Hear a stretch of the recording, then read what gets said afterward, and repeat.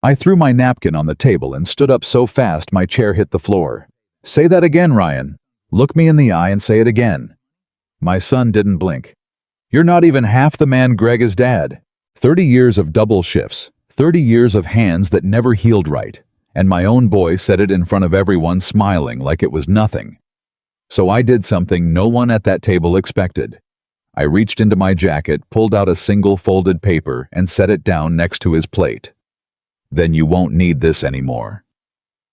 What was on that paper unraveled every lie holding his life together, including one his stepfather had been hiding for 7 years. Before we go on, drop the city you're watching from in the comments so I can see how far this story travels tonight. And if you believe a real father doesn't need applause to love his son, subscribe and stay with me till the end. My name is Michael Carter, and I was 55 years old the night my son told me I was worthless. Let me tell you how a man learns to swallow his own heart. The dinner was Emily's idea. My daughter-in-law. She'd called me 2 days before, her voice bright and careful, the way it always got when she was trying to keep the peace in a family that never quite had any. Michael Ryan got the promotion, regional director. We're doing a dinner Friday. You'll come, right? Of course I'll come, I said. That's my boy. Greg and Diane will be there too. I gripped the phone a little tighter. Diane, my ex-wife. Greg, the man she married after me. That's fine, I said, and I meant it. Or I told myself I meant it, which for most men is the same thing. I showed up early. I always show up early. 55 years on this earth, and I never once made a man wait on me. I brought a bottle of wine I couldn't pronounce because the kid at the store said it was good, and I wore the one jacket I own that doesn't smell like sawdust. Emily opened the door and hugged me. You look nice. Don't lie to an old man. I'm not lying. She squeezed my arm. I'm glad you're here. And then I saw him. Greg Thompson sitting in my son's living room like he owned it, one arm stretched across the back of the couch, a watch on his wrist worth more than my truck. He stood up to shake my hand and his grip was soft.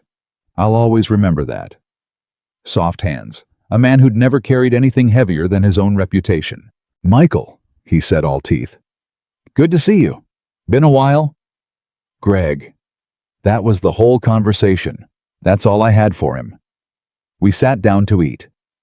Diane was polite the way exes are polite, with a wall behind every word. Ryan was at the head of the table glowing, and I remember thinking, look at him. Look at what I made. 33 years old, sharp suit, a corner office coming his way. My boy. I raised my glass. To Ryan, I said. I've watched you work your whole life. Nobody deserves this more. Hear, hear, Emily said. Greg raised his glass too. You know, he said, swirling his wine. I always tell Ryan success is about vision. Some men just have it. And some men spend their whole lives with their heads down, never looking up long enough to get anywhere. He wasn't looking at Ryan when he said it. He was looking at me. I set my glass down. That's so. No offense meant, Michael. Construction's honest work. Somebody's got to swing the hammer. He smiled. I'm just saying there's a difference between a man who builds houses and a man who builds an empire. I felt something climb up the back of my neck, but I've been managing that feeling for 55 years, so I just nodded and said, you're right, there is a difference. I should have left it there. I wish to God I'd left it there. Because that's when Ryan laughed. Not a big laugh, a small one, the kind a man gives when he agrees with something he probably shouldn't. And Greg leaned back satisfied, and Ryan looked at me across the table, my own son, the boy whose fevers I sat through, whose broken arm I drove 90 miles an hour to the hospital for, and he said the words. Come on, Dad, let's be honest. He was still smiling. That's the part that gutted me. He was smiling. You're not even half the man Greg is. The table went quiet. Emily's fork stopped halfway to her mouth. Diane looked down at her plate. And I sat there in my one good jacket with a bottle of wine I couldn't pronounce, and I felt every year of my life land on my chest at once. Say that again, Ryan, I said. I was already on my feet. My chair went over behind me. Look me in the eye and say it again. He didn't back down. He'd had 2 glasses of wine and a promotion and a stepfather nodding him on. "You're not even half the man Greg is, Dad. I'm sorry. It's just true. I want you to understand something. In 55 years, I have never once raised my hand to my son. Never once raised my voice in a way I couldn't take back. I buried both my parents. I survived a heart attack at 49 and was back on a job site in 6 weeks because bills don't stop for a man's chest. I have known pain the way other men know their own names. But nothing ever hit me like those words from that boy's mouth. And here's the thing nobody at that table knew. Here's the thing I'd been carrying silent for 7 years. I reached into my jacket. "Dad," Ryan said, "what are you? You want to talk about who's the man in this family?" I pulled out the folded paper. My hand wasn't even shaking. I'd made peace with a lot of things in that one long second. "Let's talk about it." I set the paper down next to his plate, smoothed it flat with 2 fingers. "What is that?" Emily asked. "It's a bank statement," I said. "Carter Family Foundation. Take a look, Ryan. Go on." He didn't touch it. Of course he didn't. He looked at me like I'd lost my mind. Greg leaned forward, curious, and I saw it just for a flicker. I saw something move across Greg Thompson's face that wasn't curiosity at all. It was fear, because Greg knew exactly what that paper was. "Michael," Diane said, "what are you doing?" "I'm done," I said. "That's what I'm doing. I'm done being the man nobody at this table can be bothered to see." I looked at my son. "You want Greg to be the man you depend on, fine. He's all yours now, every last bit of him." And I walked out. Nobody followed me. Not one of them. I stood in the driveway next to my old Ford, and I could hear them start talking behind the door, low, confused voices, and I got in my truck, and I drove. The thing about a man like me is that we don't fall apart in front of people. We drive home first. I made it about 4 miles before I had to pull over. I sat on the shoulder of Route 9 with my hazards on, and I put my head against the steering wheel, and I let it come. Not sobbing. Men my age don't sob, just quiet. Water running down a stone face. 55 years old, gray alone on the side of a road, crying because my son thought I was nothing. You want to know what I thought about sitting there?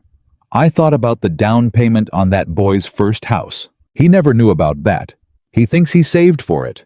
He thinks he did it himself, and I let him think it, because that's what fathers do. We let our children believe they built the house we quietly poured the foundation for. $18,000.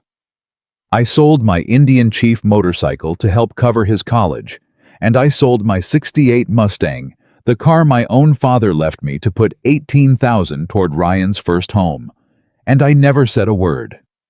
I thought about the surgery. My granddaughter Lily. She's 6 now. When she was 3, there was a problem with her heart. A hole between the chambers. The doctors said a thing they had to go in and fix. The bill was catastrophic. Emily and Ryan's insurance covered part of it, and the rest would have buried them for a decade. It got paid. All of it. In full. Anonymous, the hospital said. A charitable foundation. Ryan thanked Greg for that. I stood right there in the hospital hallway and watched my son wrap his arms around Greg Thompson and say, "Thank you. Thank you. We'll never forget this." And Greg. Greg patted his back and said, "Anything for family." He never paid a dime. Not one dime. I paid every cent of it. And I said nothing, because I didn't do it for the thank you. I did it because that little girl is my blood, and when your blood is bleeding, you don't stop to ask who gets the credit. But sitting on the side of Route 9, I finally understood what my silence had cost me. I'd spent 7 years being invisible on purpose, and a man who makes himself invisible shouldn't be surprised when his own son can't see him.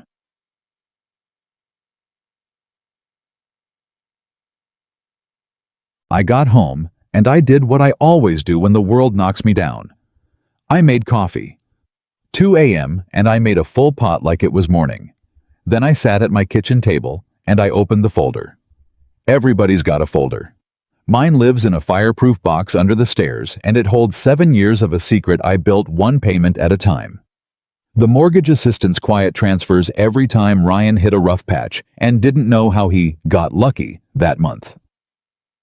Lily's medical fund. The emergency roof repair after the storm 2 winters back, Ryan told everyone his home warranty covered it. There was no warranty. There was me. Her private school tuition. The one Emily cried happy tears over when they got the scholarship. I was the scholarship. Page after page. My whole heart itemized. Hundreds of thousands of dollars, and not a single one of them ever came with my name attached where it could be seen. I sat there and I looked at it all, and for the first time in 7 years I asked myself a question I'd been too proud to ask. What is this actually teaching him? Because I'd told myself a story. I'd told myself I was protecting my son.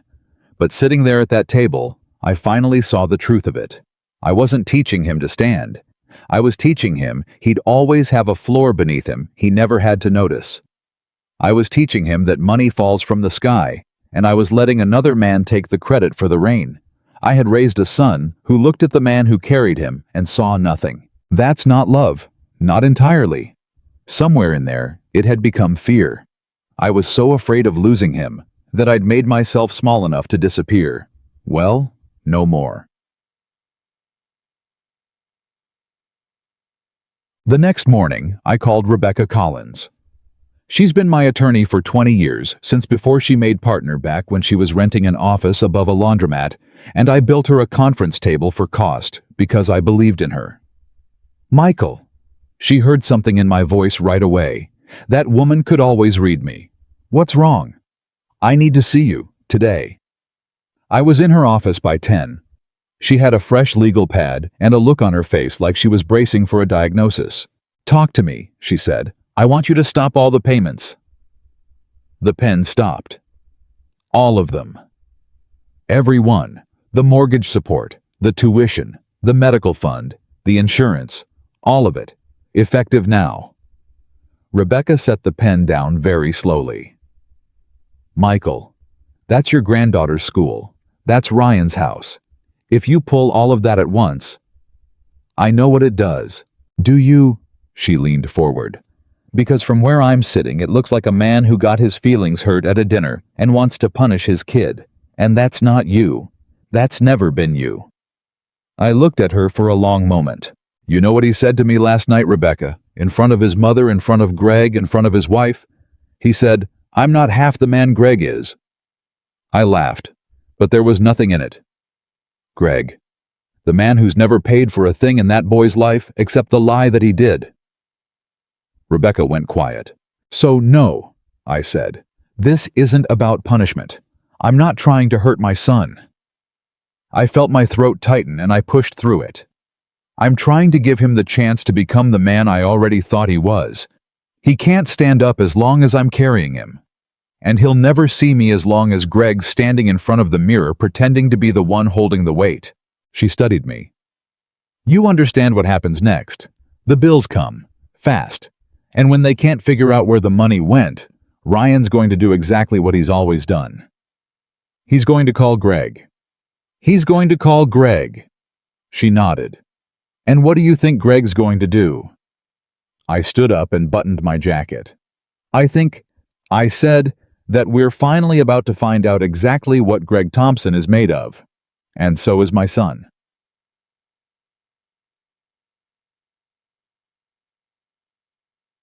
"10 days.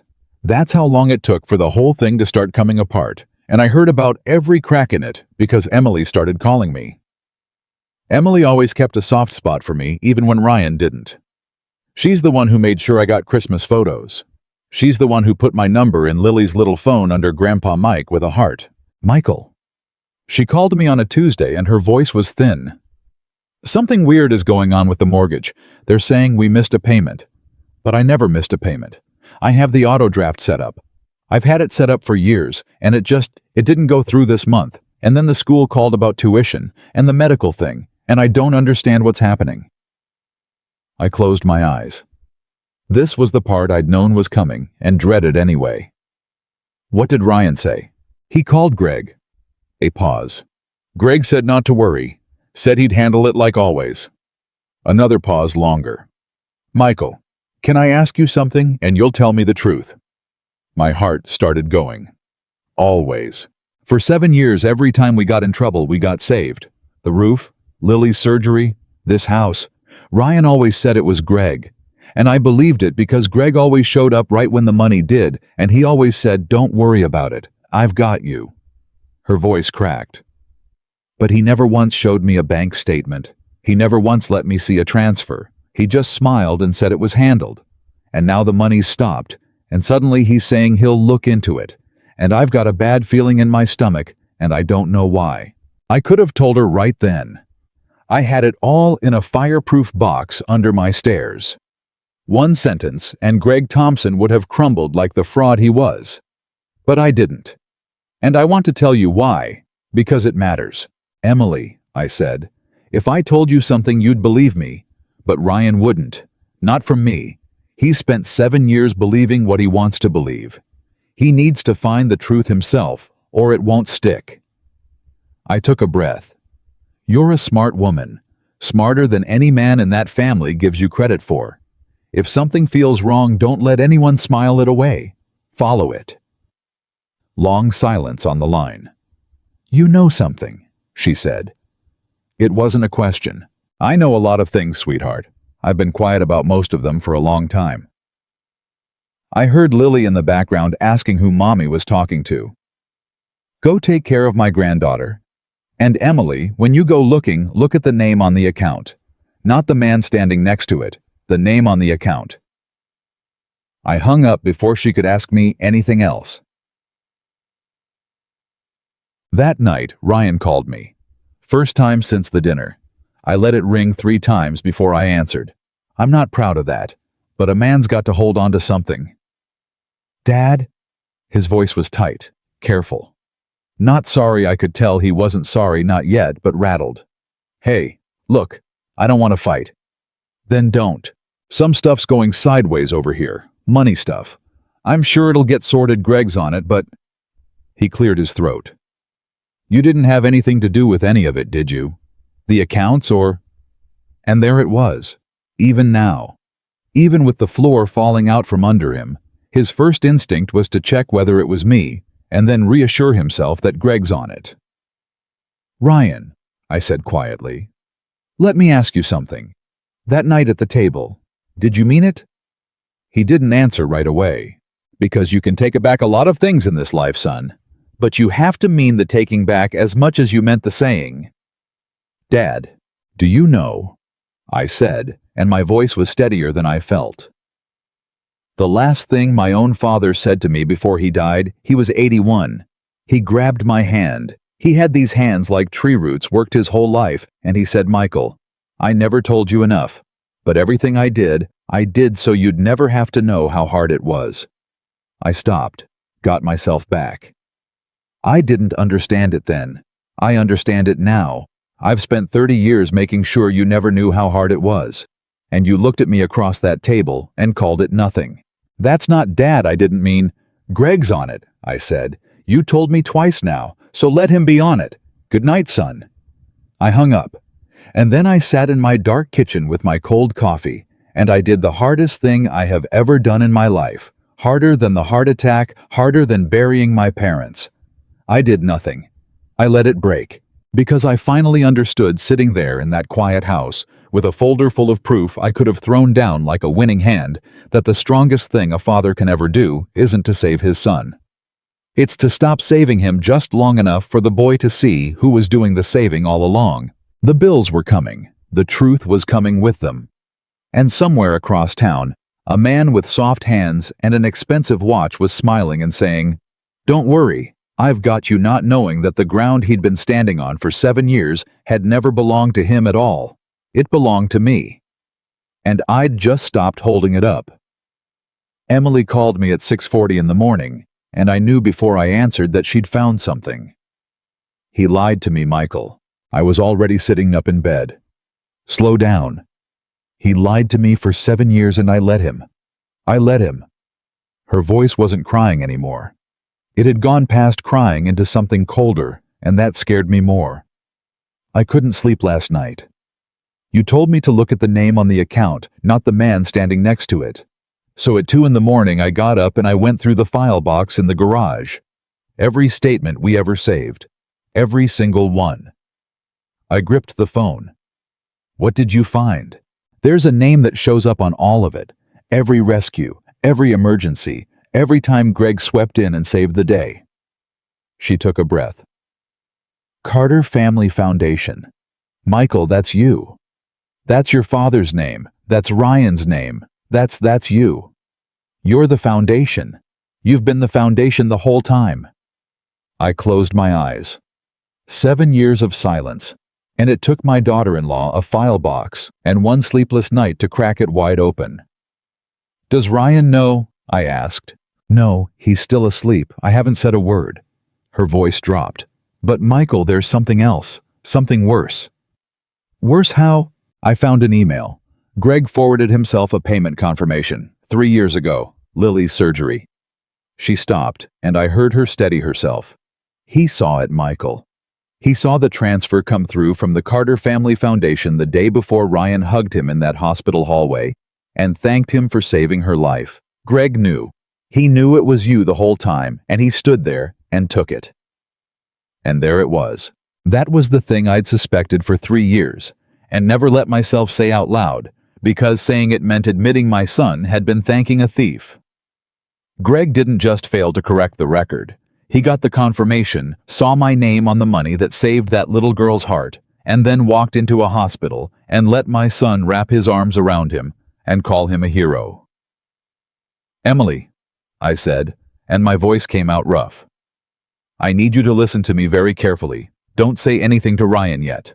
Why Michael, he needs to know. He does. But not like this. Not from a file box at 6 in the morning. I was already thinking 3 moves ahead, the way I do on a job site when a wall's about to come down wrong. If you throw it at him right now, he'll fight it. He'll call Greg, and Greg's had 7 years of practice at explaining away things that can't be explained. That man could talk his way out of a locked room. Ryan will believe him one more time because believing Greg is easier than believing what he did to me. Silence on the line. Then quietly, so what do? We let Greg dig his own hole. He's already digging. The money stopped 10 days ago, and he's still telling everybody he's got it handled. He can't handle anything, Emily. He never could. Give him enough rope and he'll stand up in front of this whole family and take credit one more time. I felt something hard settle in my chest. And when he does, we'll be ready. But it has to be his own words that bury him. Not mine. Never mine. You're a scary man when you're calm. You know that. I've had 55 years of practice at calm, I said. Now go make Lily her breakfast. And Emily, thank you for looking. I hung up, and I sat on the edge of my bed for a long time. Here's the part I hadn't told her. The part I hadn't told anybody. I already knew Greg had seen it. I'd known for 3 years. Because the day after Lily's surgery, Greg called me. Not Ryan. Not Diane. Greg. He called my cell at 9 at night, and I remember exactly what he said because I'd played it over in my head 100 times since. Nice work, Michael, he'd said. Smooth as oil. Saw the transfer come through. Real generous of you. A pause. Ryan doesn't know, does he? That it was you. He doesn't need to know, I'd said. That's not why I did it. No, of course not. I could hear him smiling through the phone. Tell you what, your secret's safe with me. Wouldn't want to embarrass the man. Wouldn't want him to feel like he can't provide for his own family, right? Better he thinks it came from from somebody who's in a position to give. And then he hung up. And I stood in my kitchen and I understood for the first time exactly what kind of man my ex-wife had married. Not a fool. Not a lucky idiot. A thief who'd found a mark so proud he'd hand over his own credit rather than embarrass his son. I let him keep it. God help me, I let Greg Thompson keep my son's gratitude for 3 years because I thought protecting Ryan's pride mattered more than protecting my own name. That was my mistake. And I was about to spend a lot of money and a lot of pain correcting it. By that afternoon, the calls had started coming at Ryan and Emily's house one after another, and I heard about each one because Emily had started texting me a play-by-play, like a woman watching a storm roll in. 11:15, mortgage company again. Second notice. They want the missed payment plus a late fee by the end of the month, or they start the process. 12:30, Lily's school. The tuition assistance sponsor had discontinued. Was the family able to cover the balance directly? 200. The orthopedic clinic about Lily's follow-up. There was an outstanding balance the foundation no longer covered. Every single one of them Emily texted me, Ryan's answer was the same. Greg's handling it. Greg said, don't worry. Greg said he'd make some calls, and Greg made no calls, because there was nothing to call. The money had never been his to move. That evening, Ryan drove to Greg's house. Emily went with him, and she kept her phone in her lap, and she texted me one word from the driveway before they went in, watching. I sat in my kitchen with cold coffee, and I waited. And I want you to understand what that waiting cost me, because it's easy to hear this story and think I was some cold operator moving pieces around a board. I wasn't. That was my son sitting in a stranger's living room watching his whole life come apart, and I was choosing not to save him. Every part of me that had spent 30 years running toward that boy the second he was in trouble was screaming to get in the truck and drive over there and fix it. Fix all of it. Write the check. Make it go away like I always had. I didn't move. Emily told me later how it went, and she told me in enough detail that I could see it like I'd been standing in the corner of the room. Ryan sat across from Greg and said, "The money stopped. All of it. The mortgage, Lily's school, everything. Whatever you've been doing for us all these years, something broke. Can you fix it?" And Greg. This is the part that still makes my hands curl into fists. Greg leaned back in his big leather chair, and he sighed, this patient, wounded sigh like a father disappointed in a son. "Ryan," he said, "I've been carrying this family a long time, and I've never once asked for thanks, but I've got to be honest with you. Things are tight for me right now, too. The business is the market, it's a rough season. I can't just keep bailing everybody out forever." Emily said. Ryan's face just crumpled. "But you always said..." "I always said I'd take care of you, and I did. For years." Greg spread his hands. "But a man reaches a point where he's got to teach the people he loves to stand on their own. Maybe this is that point. Maybe this is good for you, son." Son. He called my boy son. Emily said that was the moment something turned over in her stomach, because she'd heard those exact words before. Teach him to stand on his own, and she couldn't place where. It rattled around in her head all the way home. And it wasn't until she was lying in bed at 1 a.m, staring at the ceiling, that it hit her. She'd read those words in a document. She called me at 1:20. "Michael, the lawyer, your lawyer. Is there anything in writing? Any letter? Any statement where you explained why you were doing all this?" My whole body went cold. Why? Because Greg just said the exact words to Ryan tonight that I have a feeling are sitting in a document somewhere with your name on it. Teach him to stand on his own. Michael, tell me the truth. Has Greg seen your paperwork? And that was the moment I realized this was bigger than I'd understood. Because I had written those words in a letter to Rebecca 7 years ago when I first set up the arrangement. I'm not doing this to make his life easy. I'm doing it to catch him when he falls so that one day he learns to stand on his own. It was the mission statement of the whole foundation. It was the most private thing I'd ever written. And Greg Thompson had just recited it back to my son as his own philosophy.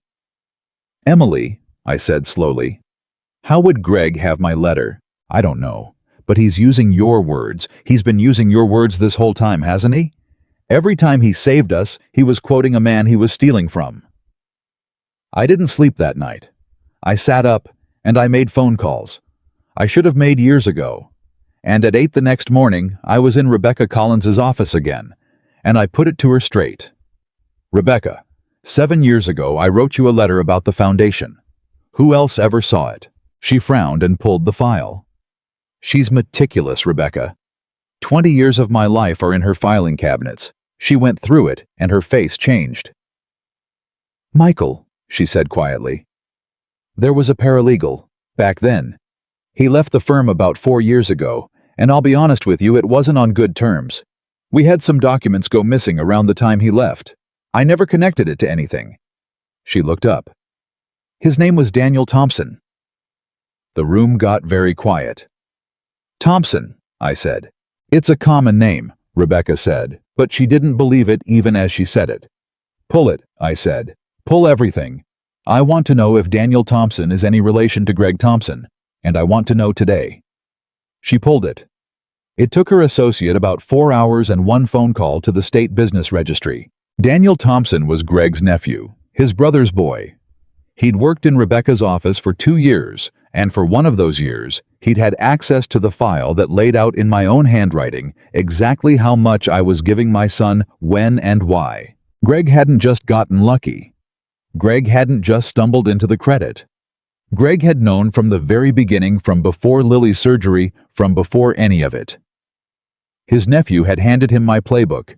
Greg knew the exact months the money would come, knew the philosophy behind it, knew the amounts, and he'd spent 7 years positioning himself to be standing in the room, arms open every single time my money arrived, so that he could catch the credit that belonged to me. I sat in Rebecca's office and I felt something I hadn't felt in a very long time. Not sadness. Not even anger exactly. I felt cold. Michael, Rebecca said carefully. I know that look. Talk to me. What are you going to do? I stood up and I walked to her window and I looked out at the parking lot for a while. My truck was down there, 12 years old, paint fading. Greg's watch was worth more than that truck. And that man had spent 7 years using it. My old truck, my rough hands, my quiet, using all of it as proof that I was the lesser man. Because a man who looks like me couldn't possibly be the one holding everything up. It was the perfect disguise, and Greg had known it, and he'd hidden behind my own reputation. He didn't just steal the credit, Rebecca, I said. He stole it on purpose, with a map, for 7 years. I turned around. And he called my son. You could sue him, she said. Fraud. We could probably make something stick. The stolen documents alone. No. Michael. No lawsuit. I buttoned my jacket. You know why. Because a lawsuit is just my word and my paperwork against his smile, and Ryan's spent 7 years believing that smile over his own father. If I drag Greg into a courtroom, Ryan will find a reason to stand next to him. That's how deep this goes. I shook my head. No. Greg's going to hang himself. He's already doing it. All I have to do is make sure my son is in the room when he does.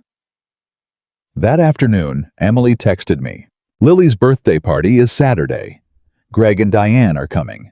Greg told Ryan he wants to say a few words to the family. He's planning something. I don't know what. I texted back one line. Let him say them. And Emily get the payment records. All of them. Print them. Bring them to me tonight. She came by that night after Lily was asleep, and she sat at my kitchen table, where I'd sat alone so many nights, and she spread the pages out between us. 7 years of my heart printed on paper, laid out under my kitchen light. She looked at it all, and then she looked at me, and her eyes were wet. You paid for everything, she said. Every good thing that ever happened to us. The house, her surgery, her school. You gave Ryan a life and you let another man take the credit, and then you sat there at that dinner and let your own son tell you you weren't half the man Greg was. Her voice broke. Why, Michael? Why would you let anybody do that to you? And I gave her the truest answer I had. Because I thought love meant never letting him feel the weight, I said. I thought if I did my job right, he'd never even know how much I was carrying. My father did it for me. His father did it for him. That's what the men in my family do, Emily. We carry and we stay quiet and we let the people we love think their lives are just easy. Lucky. I looked down at all those pages.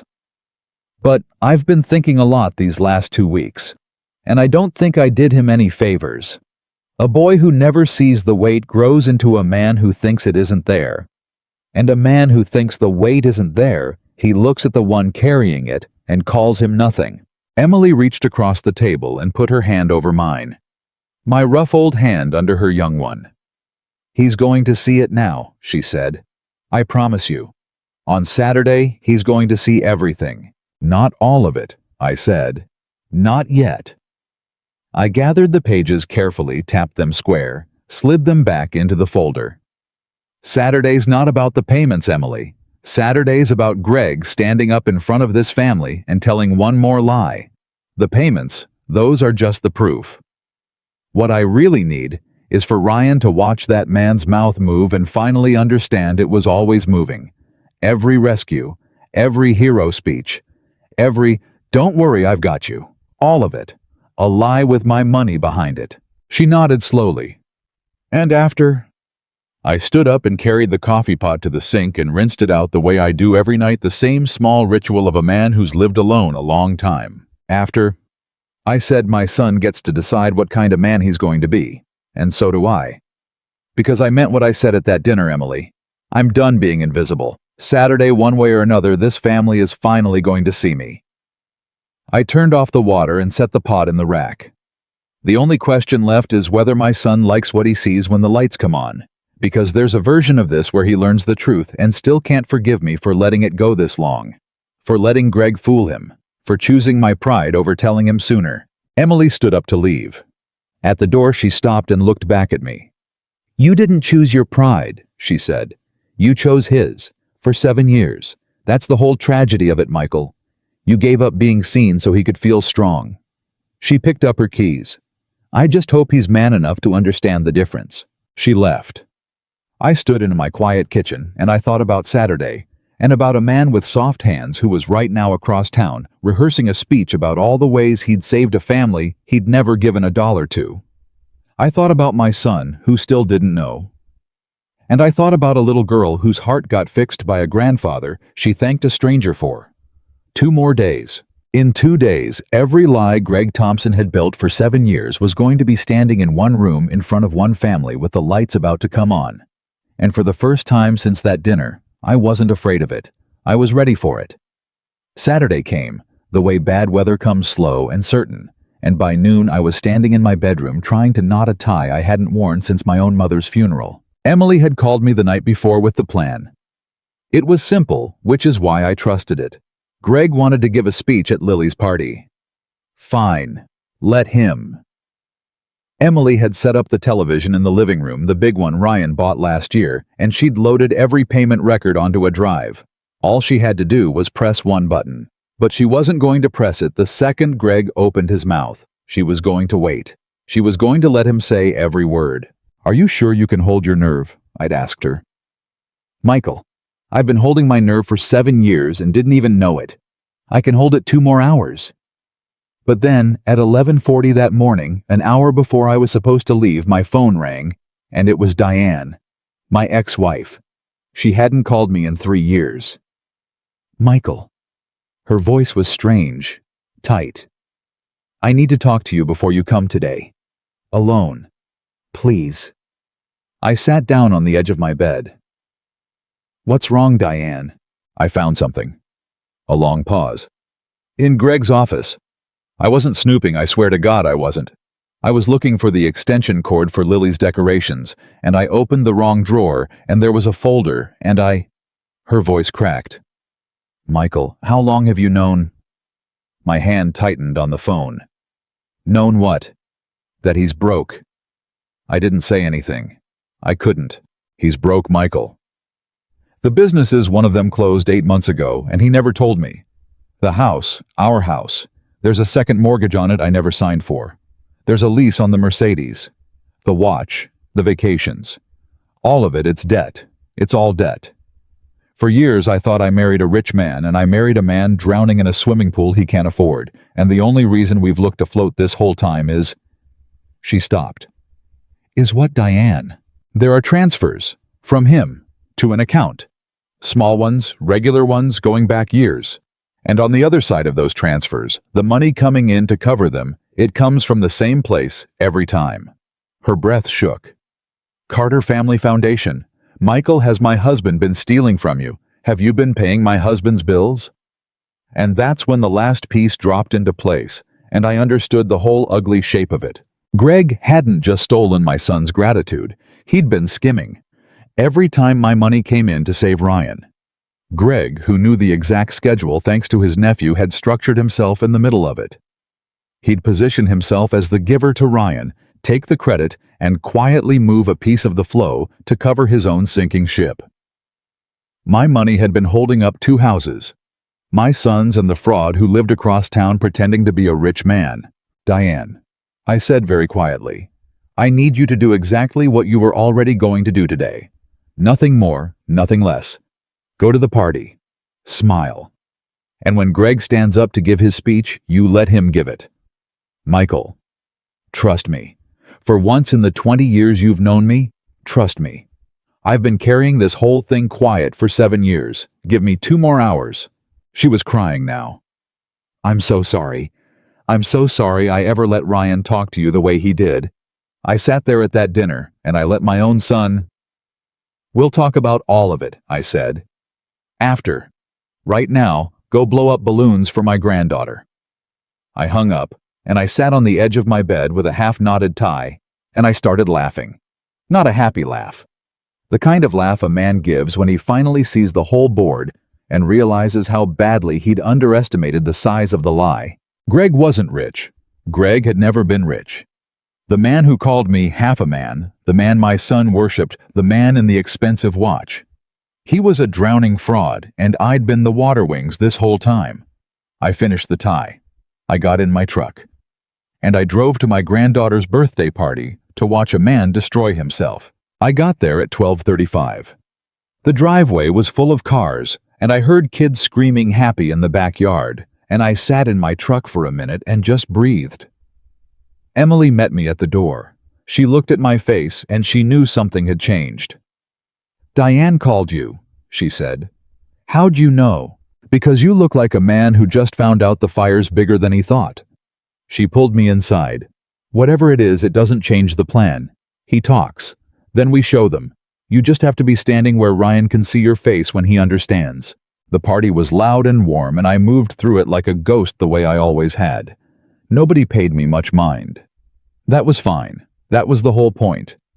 Ryan gave me a stiff nod from across the room, and I saw the shame on him, the not knowing what to say, and I let him have it.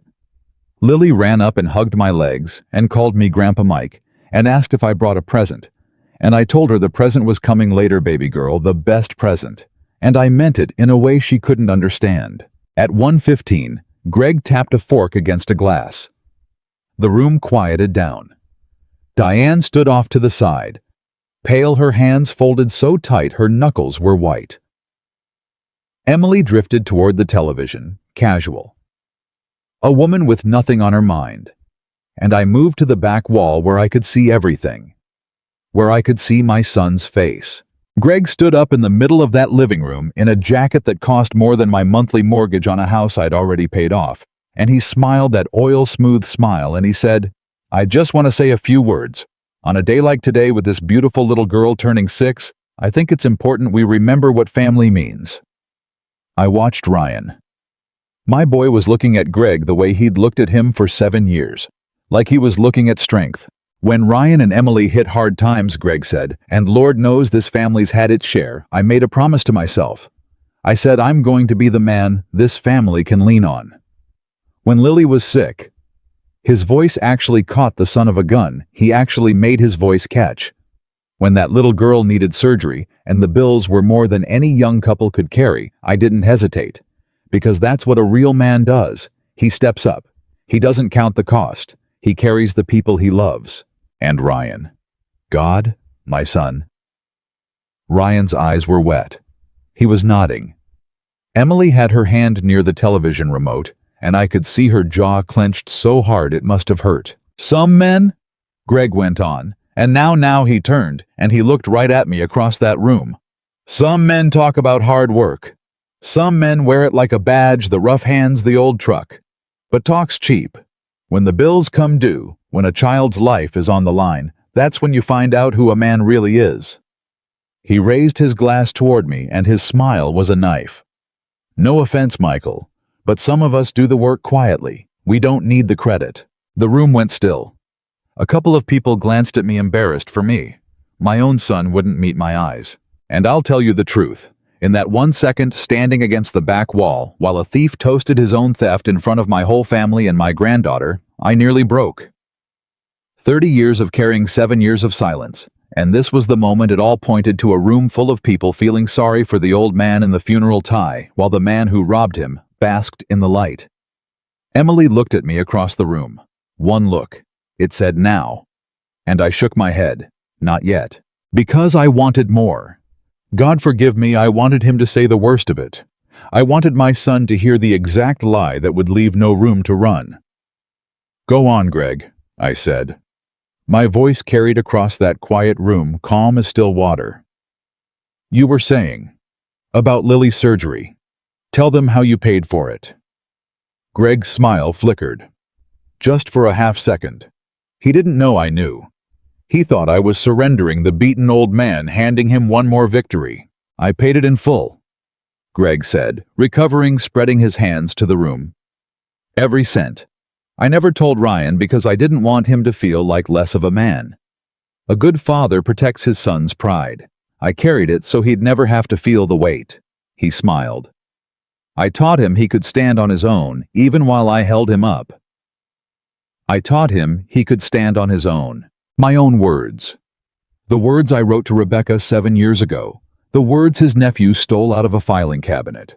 He said them out loud in front of everyone, and he had no idea he was reciting the confession of his own crime." I looked at Emily. I nodded. She pressed the button. The television lit up and the whole room turned toward it, and there it was. Big and bright and impossible to explain away. A bank statement. Carter Family Foundation.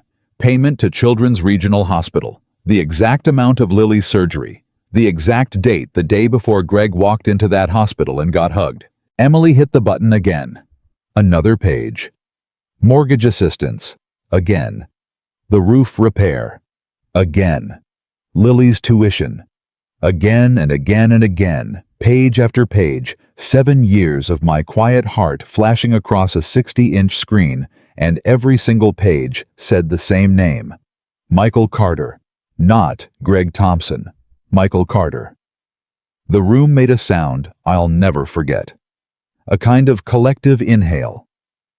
Somebody's glass clinked down on the table. And Greg's face went the color of ash. "Ryan," Greg started. This is out of context. There's an explanation." "Keep going, Emily," I said quietly. She did. The last page came up, and it wasn't a payment to Ryan at all. It was one of the transfers Diane had found. Money moving out of my foundation's flow and into Greg's personal account. His mortgage. His Mercedes lease. His drowning empire propped up by the same well that saved my granddaughter. And there in front of everyone, the truth of Greg Thompson stood fully naked. He hadn't just stolen the credit for saving them. He'd stolen the money to save himself. Ryan stood up. He looked at the screen. He looked at Greg. He looked at me. And I watched 7 years of belief die on my son's face in about 4 seconds. "You," Ryan said to Greg. His voice was shaking. "It was never you. Not one time. It was never you. Ryan, listen to me. Lily's surgery." Ryan took a step toward him. "I hugged you. In that hallway. I cried on you. I thanked you for saving my daughter's life, and it was my father. It was my father the whole time, and you let me. You stood there, and you let me thank you. Your father wanted it that way." Greg's mask was gone now, and underneath it was something small and cornered and ugly. "He didn't want the credit, he told me himself. He said keep it quiet. He said keep it quiet so I wouldn't feel small," Ryan shouted. "He didn't say take the credit. He didn't say pretend to be the hero. He didn't say take his money to pay for your own car." Diane was crying now openly, one hand over her mouth. And Greg turned to her desperate, reaching for the one person left who might save him. And she stepped back from him like he was something she'd found rotting. "Don't," she said. "Don't you dare, Greg. I signed the papers on this house I thought we owned. I found the second mortgage. I know all of it." She shook her head. I married a man who spent 7 years living off the generosity of the husband he told everyone he was better than. You let me look down on him. You let my son look down on him. And you took his money to do it." The room was dead silent except for Lily somewhere in the back, asking her mother why everyone looked sad at her party. Greg looked around that room for one ally, one face that would still take his side. And there wasn't one. Not his wife. Not the son he'd stolen. Not a single soul in a family he'd conned for 7 years. He set his glass down on the table with a hand that was suddenly shaking, and he didn't say another word. He just walked. Through the kitchen, out the side door, past the balloons and the birthday streamers, and he was gone. No speech, no fight, no revenge. Just a small man walking out of a life that had never really been his. Nobody went after him. And then the room turned slowly, all of it toward me. My son turned toward me. Ryan stood in the middle of that living room with the television still glowing behind him. My name lit up on the screen, and he looked at me. Really looked at me for the first time in years, maybe the first time since he was a boy, and his face just came apart. "Dad," I didn't move. I couldn't. 30 years of waiting to be seen, and now that it was happening, I found I didn't have a single word ready. "Dad, He couldn't finish it. He put his hand over his mouth like Diane had, and his shoulders started to shake. And this man, this 33-year-old man with the corner office and the promotion, started crying like the 5-year-old I used to carry to bed. I still didn't move. Not out of cruelty, because if I moved, if I opened my arms too fast, I'd let him off too easy. And this moment was 7 years, no 30 years in the making, and it needed to land all the way down before either of us could stand on it. "Say it," I said quietly. "Whatever it is, say it." Ryan lowered his hand, tears running straight down his face, no shame in it now. "I called you nothing," he said. "At that dinner, I looked at you and I called you nothing, and it was you. It was always you. Every good thing in my life. Every time I thought I got lucky, every time I thought I did it myself, it was you standing in the back, and I never even turned around to look." Diane was crying. Emily was crying. Half the room was crying, and I stood there against the back wall in my funeral tie, the invisible man finally seen. "You want to know the worst part," Ryan said. "It's not that I didn't know. It's that I didn't want to know. Greg was easy to be proud of. He had the watch and the speeches and the car, and you—" His voice broke. "You were just always there. You were so always there that I stopped seeing you. I mistook you being reliable for you being nothing. And I am so ashamed, Dad. I am so ashamed I don't know how to look at you." And that was the thing. That was the whole thing right there. That was the truth I'd needed him to reach on his own, because if I'd handed it to him, it never would have stuck. I finally pushed off the wall. I walked across that quiet room, past Emily, past Diane, past the glowing television with my name on it, and I stopped in front of my son. Up close, I could see all 40 of the years I'd poured into him, sitting right there on his wet face. "Look at me," I said. He did. "I didn't do any of it for the credit," I said. "You hear me? Not $1. I didn't do it so you'd thank me, and I sure didn't do it so you'd worship me. I did it because you're my son. That's the whole reason. That's the only reason there's ever been." My own voice was going now, and I let it. I let Greg have the credit because I thought protecting your pride was the same as loving you. And I was wrong, Ryan. I was as wrong as you were. I made myself invisible, and then I got angry at you for not seeing me. That's on me. Not just you. Me too. He shook his head. Don't you dare take the blame for this. I'm not taking the blame. I'm telling you, we both got something wrong, and now we both get to fix it. I put my hand on the side of his face, my rough old hand on my boy's cheek. You called me nothing, and I stood up from that table and I let a folder do my talking instead of my mouth because I'd forgotten how to just say it. So let me say it now out loud in front of everybody, plain as I can. The room was silent. "I'm your father," I said. "I have been carrying you your whole life, and I would carry you 100 more years and never once ask you to thank me. That's not weakness, son. That's the strongest thing a man can do. And I'm done. I am done being ashamed of the fact that I do it in an old truck with rough hands and a quiet mouth. Ryan grabbed me. He grabbed me the way he did when he was small and had a nightmare both arms all the way around his face and my shoulder, and he held on like the floor might drop out from under him again if he let go. And I held my son. For the first time in 7 years in that living room full of witnesses, with the truth still glowing on the wall behind us, I held my son, and nobody in that family would ever again mistake the quiet man in the back of the room for a man who was worth nothing. The party ended. The way a storm ends, everybody moving quiet and careful through the wreckage, and by 4 o'clock it was just family left in that house and a birthday cake nobody had gotten around to cutting. Lily was the one who saved us, actually. 6 years old. No idea what had happened. She walked into the middle of all those red-eyed grown-ups and said, "Can we do cake now?" "Please, I've been waiting the whole entire day." And something in that broke the spell. Emily laughed, this cracked, watery laugh, and wiped her face and said, "Of course, baby. Of course we can do cake." And we all stood in that kitchen and sang happy birthday to a little girl whose heart got fixed by a grandfather she'd just found out about. And I sang louder than anybody. And when she blew out the candles, she looked right at me and said, "Grandpa Mike, you have to help me. It's too many." And I leaned down and helped my granddaughter blow out her candles. And I felt something in my chest that I hadn't felt in a very long time. I felt like I was allowed to be there. After the cake, Ryan found me in the backyard. I'd gone out to get some air standing by the fence, where the noise couldn't reach me, and I heard the door, and I knew it was him before he said a word. "Dad?" "Ryan?" He came and stood next to me at the fence. For a while, neither of us said anything. My son and I have never been good at the space right after the hard part.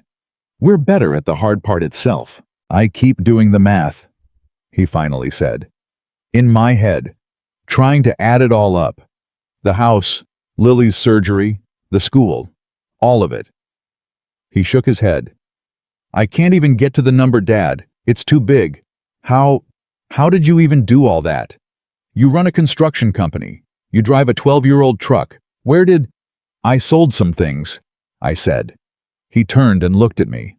"What things?" I hadn't planned to tell him, but the day was already stripped down to the bone, so I figured why hold anything back now. "You remember my motorcycle, the Indian?" His face changed. "The one you had since before I was born. You loved that bike." "I sold it your sophomore year of college. Tuition came up short." I kept looking out at the yard. "And the Mustang. My dad's Mustang. My dad's." Ryan went completely still. "The '68. Grandpa's car. You said you told me it got stolen. You told me somebody broke into the garage and took it, and it broke your heart, and you never wanted to talk about it." "Nobody stole it," I said quietly. "I sold it, for the down payment on your first house. You were so proud telling everybody how you saved up for it yourself, and I couldn't take that from you. So I told you a story about a stolen car, and I let you have your pride." I finally looked at him. "That car was the last thing my father ever gave me, Ryan. And I gave it up for your front door, and I never regretted it. Not for one single day. Not even today." My son put both hands over his face, and his shoulders started shaking again, and this time I didn't wait. I pulled him into me right there by the fence, and I held him while he fell apart over a car he never knew about. "I would do it again," I said into the top of his head. "You understand me, every bit of it. The bike, the car, all of it 1,000 times. That's not a sacrifice, Ryan. That's just what it costs to be your father. And it was the best money I ever spent in my life." We stood out there a long time. When we finally came back in, Diane was sitting at the kitchen table alone staring at her phone. She looked up when we came in, and her eyes were swollen. "He texted me," she said. "Greg, he wants to talk. He wants to explain." She let out a bitter little laugh. 22 years I was married to that man off and on, and I never once saw him clearly until today. He's asking if we can work it out. He's asking if I'll help him with the lawyers. "Are you going to?" Emily asked. Diane set the phone face down on the table. "I'm going to call a divorce attorney Monday morning," she said, and I'm going to find out exactly how much of my life he mortgaged out from under me without telling me." She looked at me, and there was something in her face I hadn't seen since we were young. "Michael, I owe you an apology that's 20 years too big to fit in a kitchen. I let him make me think you were less. I stood next to him at every holiday feeling sorry for the poor working man I used to be married to, and the whole time it was your money holding my life together too. I didn't know. I swear to you I didn't know." "I know you didn't," I said. "That doesn't make it okay." "No," I agreed. "It doesn't. But it makes it forgivable. And I've got no interest in carrying around a grudge at 55, Diane. It's too heavy, and I'm too tired, and I've been carrying enough." She started crying again, and Emily went and put an arm around her, and I stood in that kitchen and I looked at these women who'd spent years thinking I was the least among them, and I didn't feel angry anymore. I just felt tired, and something else underneath the tired, something that felt almost like peace. But it wasn't over. Because about a week later, the thing I'd been afraid of finally showed up. It was a Tuesday night, and my phone rang, and it was a number I didn't know. I almost didn't answer it. I wish sometimes I hadn't. "Is this Michael Carter?" A man's voice. Official. Speaking. "Mr. Carter, my name is Detective Alan Reyes. I'm with the County Financial Crimes Unit. I'm calling about a fraud complaint that's been filed. I understand you may be a victim, and I'd like to ask you some questions about a Gregory Thompson." I sat down. "A complaint? Filed by who?" "Your daughter-in-law, Emily Carter. She provided documentation of financial fraud, forged authorizations, and misappropriation of funds going back several years." A pause. "Mr. Carter, based on what she's given us, we believe Mr. Thompson may have committed felony fraud not just against your family, but against several other individuals as well. You may not be his only victim." And there it was, the twist I never saw coming, even after everything. Greg hadn't just conned my family. Emily's complaint had cracked something open, and underneath it was a pattern. Reyes wouldn't tell me everything that first call, but over the next few weeks, it came out in pieces, and every piece was worse than the last. There were two other families. An elderly widow Greg had helped invest her savings. A business partner who'd wired him money for a deal that never existed. Greg Thompson had been running the same play for years in different rooms, on different marks, position himself as the successful, generous man, get his hands into people's money and skim. My family was just the longest con. Because my family came with a built-in bank, he never had to ask for. Me. Ryan took it hard when he found out about the other victims. Harder than I expected. He came to my house that weekend and sat at my kitchen table, the same table where I'd sat alone so many nights, and he put his head in his hands. There was a widow dad, some old woman. He took her retirement. He looked up at me sick with it. And I idolized him. I held him up as the model of what a man's supposed to be. I sat across a dinner table from you, and I used him as the ruler I measured you against. And he was robbing old ladies. Ryan. How did I not see it? You saw it. You saw him for what he was for years, and you never said a word. And this was the moment. I'd known it was coming. This was the question underneath all the other questions, the one my son really needed answered.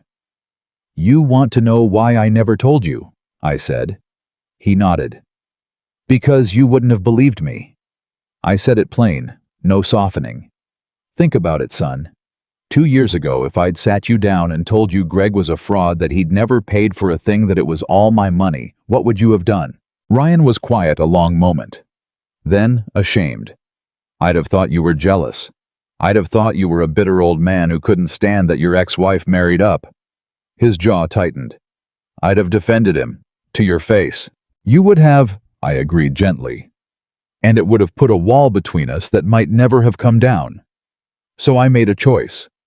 I decided I'd rather be a father who quietly held you up than a father who was right about Greg but lost his son proving it. I leaned forward. That's the thing about being a father, Ryan.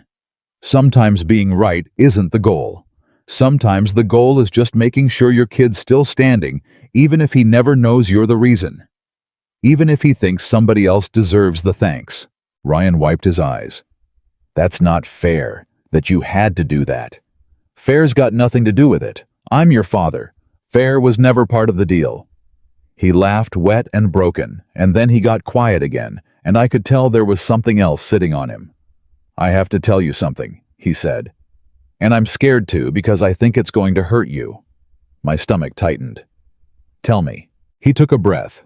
When you stopped the payments, when everything started falling apart and I was panicking, and Greg wasn't actually helping. He looked down at his hands. I got so desperate, Dad, I did something stupid. I took out a loan. A bad one. High interest, the kind you're not supposed to take. I signed for $30,000 to cover the mortgage and Lily's school because I was too proud to call you and ask what was happening. He couldn't look at me. I was drowning, and you were right there, and I still wouldn't call you. Because I was ashamed. And because some part of me was still angry at you from that dinner. So I signed a predatory loan instead of picking up the phone to my own father. I closed my eyes. There it was. The real cost of my silence. My son so estranged from me by 7 years of a fraud's manipulation that when the ground opened up, he'd rather sign his name to a loan shark than call me. How bad? I asked quietly. Bad. The interest is, it's bad, Dad. Emily doesn't fully know yet. I've been sick about it. And I want to tell you what I felt in that moment because it surprised me. I didn't feel angry at him. I didn't even feel angry at Greg, not right then. I felt this enormous, crushing grief for all the years I'd spent making myself invisible, because here was the final bill for it, a boy so used to not seeing his father that he couldn't find me even when he was falling. I reached across the table and put my hand on his arm. Monday morning. I said, we go to the bank together, my bank. We're going to pay off that loan today in full, and then we're going to tear up whatever paper you signed. His head snapped up. No. No, Dad, that's exactly the problem. That's the whole thing. I can't just keep letting you... Let me finish. I squeezed his arm. We pay it off, and then you pay me back, every dollar, on a schedule with real terms written down, no interest, but real. You're going to feel every payment. Because you're right, you can't just keep letting me carry it. And I can't just keep carrying it in secret. So we're going to do it different. In the open. Together. Me helping you like a father should, and you standing up and paying it back like a man should. Both things at once. That's the deal. He stared at me. You'd do that. I'd have done it 7 years ago if I'd known how to do it right, I said. I was so busy protecting your pride I forgot the whole point was to raise a man, not to carry a boy forever. That was my mistake. So let me start fixing it now. Let me be your father out loud instead of in the dark. My son grabbed my hand across that table and held it, and he didn't say anything, because there wasn't anything left to say. We just sat there, 2 men, one old and one not so young anymore, holding hands over a kitchen table, finally on the same side of the truth. Monday morning we paid off the loan.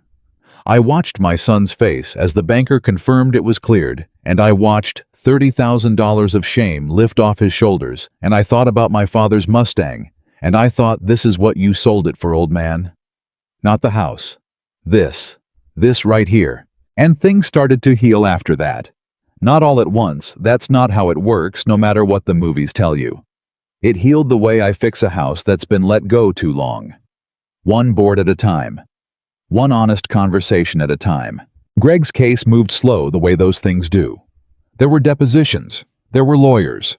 Rebecca handled our end, and she was a bulldog about it. About 2 months in, Greg's attorney reached out and offered a deal. Greg would pay back what he could plead to a lesser charge if we'd drop our part of the complaint. Ryan and I talked about it a long time, and it was Ryan in the end who made the call. No deal, my son said. That widow he robbed doesn't get a deal on her stolen retirement. Lily doesn't get a deal on the year she thought a con man saved her life. He doesn't get one either. He looked at me. Is that the right call, Dad? And I felt something swell up in my chest because that was the man I'd always known was in there, the one worth selling a Mustang for. That's exactly the right call, son, I said. Greg took a plea in the end, but not the soft one.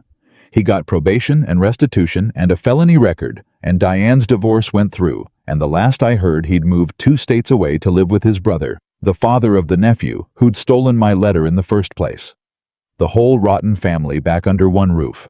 There was a kind of justice in that I didn't have to lift a finger for. But the thing I remember most from those months wasn't the case or the plea or even paying off the loan. It was a Saturday morning, maybe 6 weeks after the party, when I was sitting on my porch with my coffee and I heard a truck pull into my driveway. It was Ryan. He didn't call first. He didn't need anything. He just climbed out of his truck with 2 coffees from the place he knew I liked, and he came up and sat down next to me on the porch step, and he handed me one, and he said, "Morning, Dad." "Morning, son." And we just sat there, drinking coffee, not saying much, watching the street wake up. And I realized that after 30 years of carrying that boy of double shifts and sold motorcycles and secret bank accounts and a father's stolen car, after all of it, this was the thing I'd actually been working toward the whole time. Not the thanks, not the credit, not even the being seen. Just this. My son showing up on a Saturday morning for no reason at all, except that he wanted to sit next to his old man and drink a cup of coffee. That was the payoff. That was worth more than every dollar I'd ever spent. And Greg Thompson, wherever he was, in whatever borrowed room he was sitting in with his felony record and his empty watch, he never once had anything close to it, and he never would. Because you can steal a man's credit. You can steal his money and his thanks, and even for a while his son. But you cannot steal what I had on that porch, that a man has to earn. And I'd been earning it quietly in the dark, one sacrifice at a time, for 30 years. I just didn't get to feel it until the lights came on. That Saturday, coffee turned into a habit, and the habit turned into something I didn't have a word for until much later. Every Saturday, 7 in the morning, Ryan's truck in my driveway. 2 coffees. Sometimes he brought Lily. Sometimes he brought nothing but himself, and whatever was sitting on his chest that week. We fixed things together, my gutters, his fence a leak in his water heater, that I taught him how to solder himself instead of doing it for him. That was new for us. Me teaching instead of just doing. Me letting him struggle with the wrench for 20 minutes before I stepped in, because I finally understood that a man learns nothing from a father who does everything. But I'm getting ahead of myself, because something happened about 3 months after the party that I have to tell you about because it nearly undid everything. It was a Thursday. I got a call from Emily, and her voice had that thin, scared sound I'd learned to dread. "Michael, it's Ryan. He's at the hospital." My heart stopped. What happened? His chest. He was at work, and he got this crushing pain in his chest, and his arm went numb, and they rushed him in. And Michael, they're saying it might be his heart. They're running tests, and She started to cry. "I don't know what to do. I'm scared. Can you come?" I was already grabbing my keys. "I'm on my way. Emily, listen to me. You breathe. He's 33 years old and strong as an ox, and I raised him. He's going to be fine. I'm coming." I don't remember the drive. I remember pulling into that hospital parking lot and thinking about my own heart attack at 49, the one I'd walked into that same building for, and how the thing that scared me then wasn't dying. It was leaving Ryan before he was ready.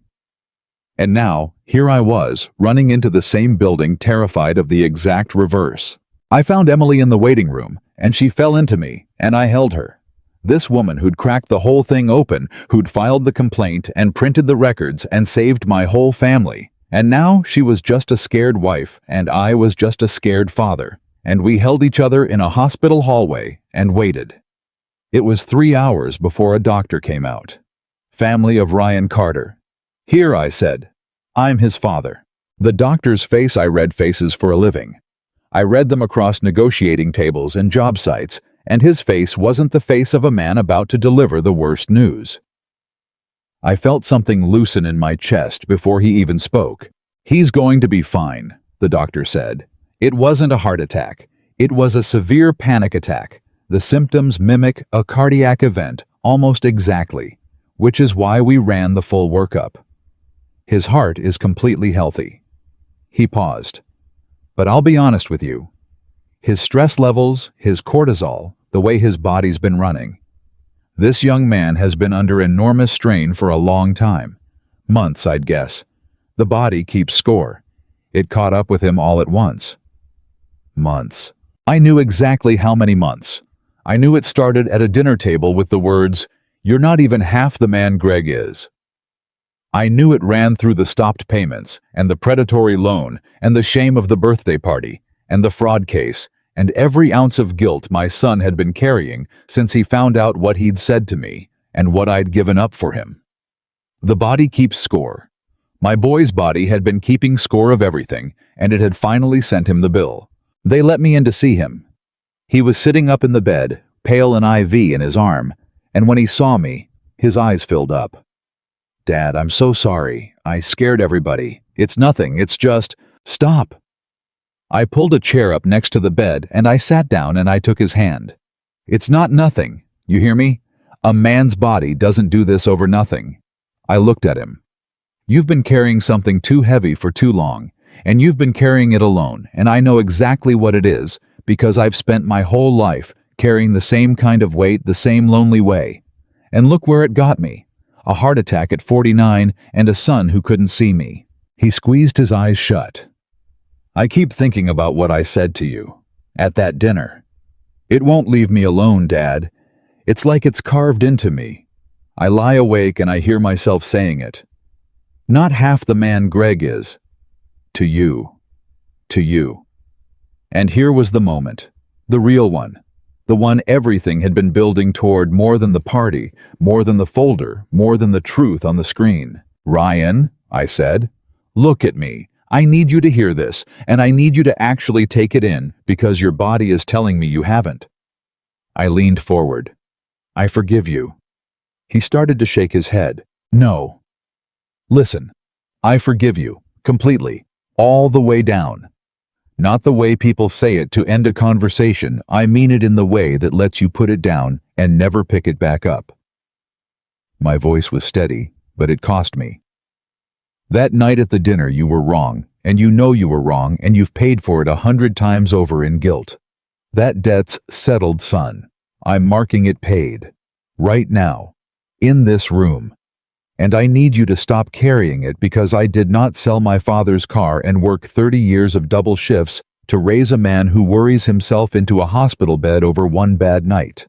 He broke down. "And I climbed halfway onto that hospital bed like he was 5 years old again. And I held my grown son while the monitors beeped, and the nurses pretended not to look, and I felt him finally let go of the thing he'd been strangling himself with. 'I don't deserve you,' he said into my shoulder. That's the thing about being a father," I said. "It was never about deserving. You didn't have to earn a single thing I gave you. You just had to be mine. And you always were." They kept him overnight for observation and sent him home the next day with orders to rest and a referral to talk to somebody about the stress. And here's the twist I didn't see coming, the one that changed the shape of the rest of my life. Ryan went to that appointment. And a week later, he came to my porch on a Saturday, and he sat down with his coffee, and he said, "Dad, the therapist asked me something I couldn't answer.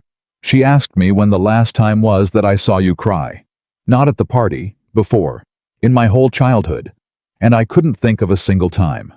Not one. You buried both your parents, and I never saw you cry. You had a heart attack, and I never saw you scared." And she said, "Maybe your father taught you that a man carries everything alone and never shows the weight. And maybe that's the exact lesson that landed you in that hospital bed."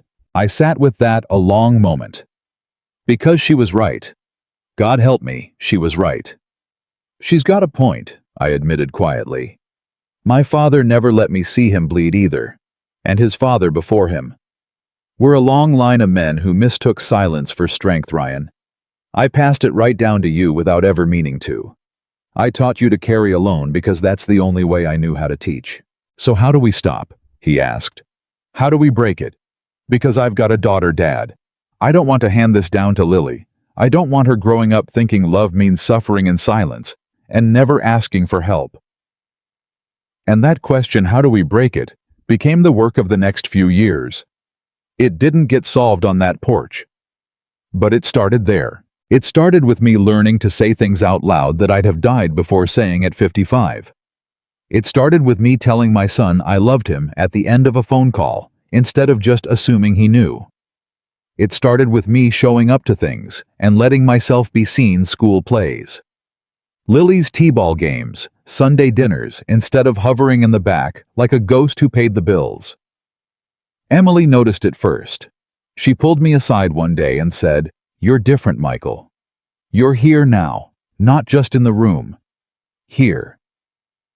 And I told her the truth, which was that I'd spent 30 years thinking love meant disappearing, and I'd finally figured out it meant the opposite. Diane came around too, in her own way. After the divorce, she was unmoored for a while, 22 years with a man who turned out to be, smoke will do that to a person. But she rebuilt. She got a little apartment and a job at a doctor's office, and slowly her dignity back. And one Thanksgiving, about a year after everything, she showed up at Ryan and Emily's for dinner, and I was already there. And it could have been awkward, two exes at the same table for the first time in years. But she came over to me before we ate, and she said quietly so only I could hear, "You know what I keep thinking about, Michael? All those years I felt sorry for myself for being married to a working man, for driving used cars and clipping coupons while my friends' husbands took them to Europe. I thought I'd settled." Her eyes were wet. And it turns out the working man was the richest one in every room he ever walked into. I just didn't have the eyes to see it. Neither did our son. It took losing everything for us both to finally see you. "You see me now," I said. "That's what matters, not the years it took, just that you got here." She nodded, and she reached out and squeezed my rough old hand, and then she went and helped Emily with the turkey, and I sat there at my son's table, an invited guest in a life I'd built and never been thanked for, and I felt whole in a way I never had. The fraud case wrapped up that winter. Greg's restitution payments started trickling in, small, court-ordered, a fraction of what he'd taken. But they came. And do you know what Ryan did with the money that came back to our family? He didn't keep a dollar of it. He tracked down the widow. Greg had robbed the one whose retirement he'd stolen, and he drove 4 hours to her little house, and he sat with her, and he gave her every cent of our family's restitution to add to hers. He didn't tell me he was going to do it. He just did it, and I only found out because the widow called me weeping, asking if I was the father of the young man who'd shown up at her door like an angel. He said his father taught him what a man's supposed to do. She told me on the phone. He said his father taught him that when someone's hurting you, don't count the cost. You just help. And I had to set the phone down for a minute because that was it. That was the whole thing. 30 years of quiet sacrifice, and I'd worried the whole time that Ryan hadn't learned any of it, that he'd learned to worship watches and speeches instead. But it was in there. It had been in there the whole time. He'd just needed the fog to clear to find it. My son had become exactly the man I'd sold a Mustang hoping he'd become. I just had to lose him to a con man for 7 years to find out the lesson had taken. Time moved on the way it does. Lily turned 7, then 8. She started calling me every Sunday night on her own little phone, just to tell me about her week, and every call ended the same way, "Love you, Grandpa Mike." And I never once let one of those calls end without saying it back out loud clear, because I'd learned. God, I'd finally learned. My construction company had its best years in that stretch, if you can believe it. Turns out, when a man stops pouring every spare dollar into a secret account and secret rescues, he's got room to grow. I hired Ryan on for a summer project. He wanted to learn the trade, said he wanted to know how to work with his hands the way I did. And I watched my son in the sun, with a nail gun sweating, cursing, learning. And I thought about all the years I'd worked those same jobs alone, so he'd never have to, and I laughed at myself. All that work to keep him off the job site, and here he was choosing it. Choosing me. There was one more thing. One more moment I have to tell you about because it's the one I'll carry to my grave. It was about 2 years after the party. My birthday. I turned 57, and Ryan and Emily threw me a dinner, a real one, at Ryan's house, the same house I'd secretly put the down payment on, the same house where Greg had once toasted his own theft. And this time, I sat at the head of the table. My son put me there. He pulled out the chair and he said, "You sit here, Dad. You've earned the head of this table more than anybody alive." And after dinner, Ryan stood up and he tapped his glass the way Greg once had, and I felt my whole body tense, because the last time a man stood up at a table in this family, it ended in ruin. But this was different. This was my son. "I want to say something," Ryan said. "And Dad, I know you hate this. I know you'd rather crawl under the table than have anybody make a fuss over you, so you're just going to have to sit there and take it." The room laughed. "2 years ago," he said, "I sat at a dinner table and I told my father he wasn't half the man of somebody else. It was the worst thing I've ever said to anybody in my life, and I've spent 2 years trying to figure out how to take it back." His voice started to go. "But you can't take words back. I've learned that. All you can do is spend the rest of your life proving you didn't mean them." He looked at me. "So here's me proving it. In front of everybody." He reached under the table and pulled out a wrapped frame and handed it to me. I opened it with hands that weren't as steady as they used to be. It was a photograph. Old faded one I'd forgotten existed. Me young, maybe 30, holding Ryan when he was 5 years old up on my shoulders at some county fair, both of us laughing at something outside the frame. And underneath the photo, engraved on a little brass plate, were words. "The strongest man I ever knew was the one I almost failed to see. Thank you for carrying me until I could carry myself. Your son." I couldn't speak. 57 years old, and I sat at the head of my son's table, and I couldn't get a single word out. The whole room was quiet watching, and Lily climbed up into my lap and put her arms around my neck and said, "Don't cry, Grandpa Mike." And that undid the last of me, because a man can hold it together through a lot, but not through his granddaughter's arms. "These are the good kind," I told her, my voice wrecked. "These are the good kind of tears, baby girl." And I looked up at my son standing there at the table, and I finally understood something it had taken me my whole life to learn. I'd spent 30 years believing that the strongest thing a man could do was carry everything alone and never let anyone see the weight. I built my whole life on that belief. I sold my father's car on it. I sat silent at a dinner table and swallowed the worst insult of my life on it. And I was wrong. Not all the way wrong. A man should carry a man, should sacrifice a man, should show up for the people he loves without counting the cost. That part was right, and I'll believe it till I die. But I'd missed the other half. The strongest thing a man can do isn't just to carry the weight. It's to let the people he loves see him carry it so that one day they learn to carry their own. And it's to let them carry a little of his too when his arms finally get tired.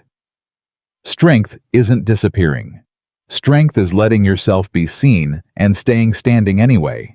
Greg Thompson thought strength was the watch and the speech and the credit. He spent his whole life performing a strength he didn't have, robbing people to pay for the costume. And he died, broke in every way that counts. No son, no grandchild's arms around his neck, no photograph on any wall, no head of any table. He stole 100 thanks he didn't earn, and he ended up with nothing, because a thank you didn't earn is worth exactly nothing, and a life you didn't build is just a stage set that falls down the second the lights come on. I never performed a day in my life. I just worked, and I gave, and I stayed. And for a while it cost me everything. My son couldn't see me. My family looked past me. A fraud wore my sacrifices like his own jewelry. But the truth is a foundation, and everything Greg built on lies fell down, and everything I built in silence is still standing. My son, my granddaughter, my name finally on the wall where it belongs. I'm an old man now, or close enough. My hands are rougher than they've ever been, and my hair's gone all the way white, and I still drive that same truck because I never did need a new one. But every Saturday morning, there's a knock on my door, and it's my boy with 2 coffees. And every Sunday night my phone rings, and it's a little girl telling me she loves me. And I sit on the same porch I've always sat on, and I am the richest man I know. They finally saw me. It took a con man and a stopped bank account and a truth glowing on a television screen for them to do it. But they saw me. And I'll tell you the last thing, the thing this whole story comes down to. The thing I'd want every quiet, overlooked, hardworking man who's ever been called not enough to hear. You do not need them to see you to be worth seeing. You do the right thing in the dark, and you carry the weight nobody thanks you for, and you love the people who look right past you, and you do it not because someone's watching, but because it's who you are. And maybe the lights never come on. Maybe nobody ever finds the folder. But you will still have been the strongest man in every room you ever walked into. I was invisible for 30 years. I am not invisible anymore. And the man who tried to convince my son I was worth nothing is gone. Forgotten alone, while I sit at the head of the table with my family around me, seen at last. That is the whole truth of it. A real father doesn't need the spotlight. He just needs to know that when it finally comes on, he was standing there the whole time. I was. And now they know it.